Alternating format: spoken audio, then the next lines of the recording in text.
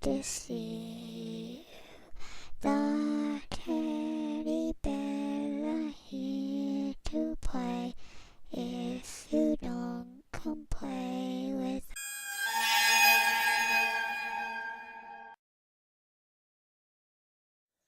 Welcome to Frightened Female. This is Crystal. I hope you all had a wonderful Christmas. I thank you so much for your many topic suggestions and submitting your stories, one topic of which I will share with you now. And honestly, it's amazing the things that I come across online about haunting legends and really scary activity. I had one viewer that mentioned to me the Charlie game in the comment field, which I had never heard of. And I guess it's gone viral amongst the more younger crowd. So, much like a magic 8-ball, which we all know is a pretty simplistic toy, you ask a question, you shake the toy, and you get a simple answer that floats to the top. And I've owned two of them personally myself, and I loved them. But upon my own research and watching YouTube videos of supposed actual footage, I was intrigued by this Charlie game.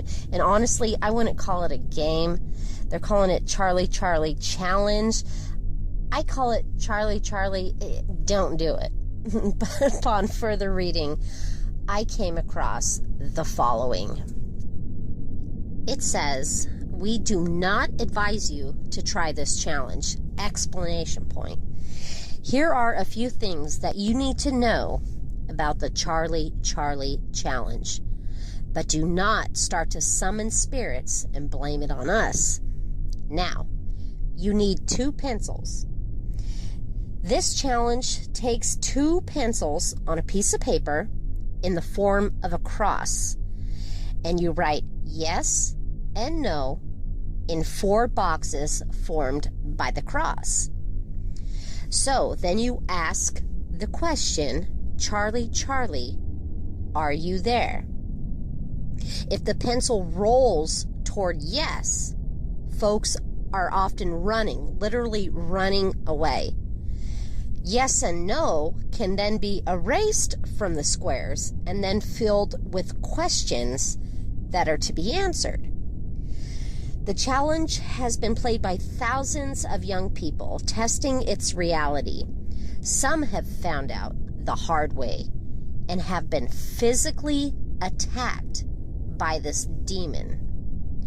Brian White from Biloxi, Mississippi, reports that he was attacked by Charlie the demon after he taunted the spirit, saying, "You're not real. You're a fake. Come and get me. Show me you're here." That's when White said he was thrown face down and violently attacked. He said it felt like somebody was slicing him with razor blades. So when the attack stopped, his friends saw that his back was covered in scratch marks. This game is serious. Do not attempt this game unless you're ready to play with the devil himself. And folks, this is all over the internet. I was watching people playing it. It freaked me out. And I'll have to admit, I wanted to test it myself, but I 100% refrained for reasons of not wanting to welcome the unwanted. Obviously, it's dangerous, not worth the risk. Tell me in the comment field below if you or someone you know has attempted this Charlie game. And you know, it's so amazing how we tamper with the unknown. And really, what seems to be the payoff for us? I'm guessing perhaps it's wanting to know the answer to things that we don't have an explanation to. I don't advise you to do this. I was just bringing awareness. Let's leave it at that. But with that aside, today's scary story was submitted by Francine. Thank you so much for submitting your story. Now, this one spooked me to the core. And let's just say, never underestimate the power of an innocent child's toy. Yeah, sounds pretty silly until something very scary happens to you. And with that, let's begin.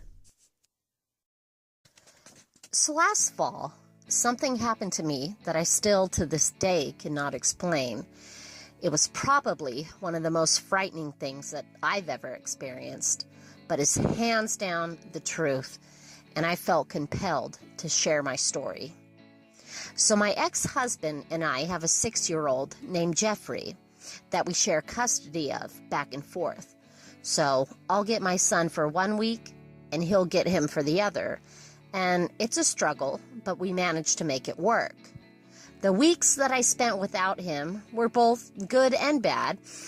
I was able to get more done when my ex had my son, but at night, when I got home every day from work, I'd miss my child dearly in the house.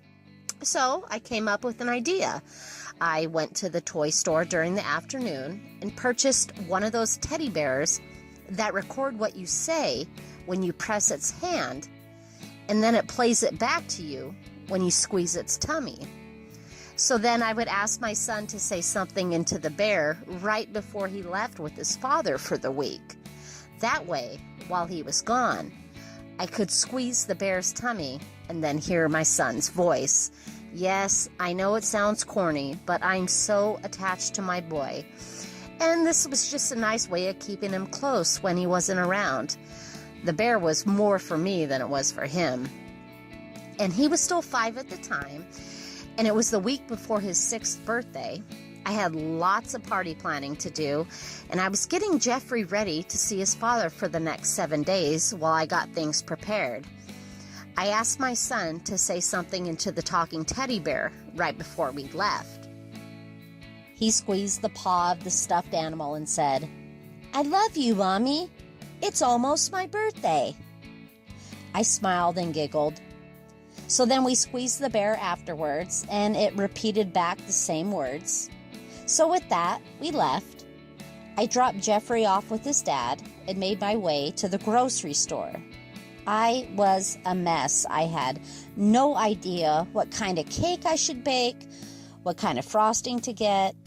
It was a week away from the party, so I decided just to get the essential food and head home to think about things more. So late that night, I was up watching television alone, of course, and I was beginning to doze in and out. So I looked over to my left, and there on the couch was Jeffrey's teddy bear. It was kind of a tradition for me to squeeze the stuffed animal before I headed to bed. So I clicked the TV off, and then I turned off the lamp. I grabbed the bear and gave it a squeeze, hoping to hear my son say, "I love you, Mommy. It's almost my birthday." Instead, I heard, "I'm watching you right now." I froze in terror. I had only had half a glass of wine, so I knew I wasn't imagining things. I was petrified as my eyes quickly darted around the living room. Everything was quiet and still, and I was in pure disbelief of what I just heard. So bravely, I decided to do it once again, just for my own confirmation. I squeezed the bear, and it repeated the same statement. "I'm watching you right now." I threw the bear across the room and onto the floor. I quickly went to dig my phone out of my purse to call my ex, but then I paused. It was so late. He's gonna think I'm nuts. Plus, him and I weren't on very good terms at the time, so a lot was going through my head, and I thought to myself that I was overreacting. My only solution was to take the damn batteries out of the back of that bear. So I frantically ripped them out, and I pondered on whether or not to put them back in. After moments of staring at the lifeless stuffed animal that was lying face down on the floor, I decided to try and put the batteries back in. So I did. And when I nervously went to squeeze the bear's tummy, nothing was spoken. Almost as if it had rebooted itself. I still sat there in fear, in awe of what just happened to me. Whose voice was on that recorder? I had been alone this whole time, except for when I was at the grocery store. Now, I did have a security system, and I lived in a good neighborhood. Let's just say I got little to no sleep that night, taking extra precaution to make sure every window, every door was secured and locked. And I never told my son Jeffrey or his father what had taken place that night. And the next time he left for his dad's, I did not remind him to record a message into the bear. And slowly but surely, with time, it became a thing of the past, and eventually something outgrown. Lord only knows what that voice was. Gives me the chills thinking about it, even to this very day. Francine, if I were in your position, I would be so freaked out. I honestly don't have an explanation for what happened to you. All that matters is thank goodness you're safe and nothing further occurred. But wow. Yeah, I can understand why that's something you probably wouldn't tell your son, but I can't imagine being alone in a home and have that happen. Thank you so much for submitting your story. Ooh, gives me chills. To end the video, I am going to show you now a series of vintage photographs dated back from the Victorian era. And take it as it is. Let me just show you these photographs. Here you see two very adorable children posing for the camera. Very cute. Next one here, you see mother and child. Very beautiful bond. Very innocent. This third one here, lovely little girl. She's dressed in white, obviously for an important occasion. What if I were then to tell you that the individuals in these photographs that I just showed you were deceased? Yes, dead while the pics were being taken. Let me further explain. It was a practice known as post-mortem photography. So it states, post-mortem photography, also known as a mourning portrait, is the practice of photographing the recently deceased.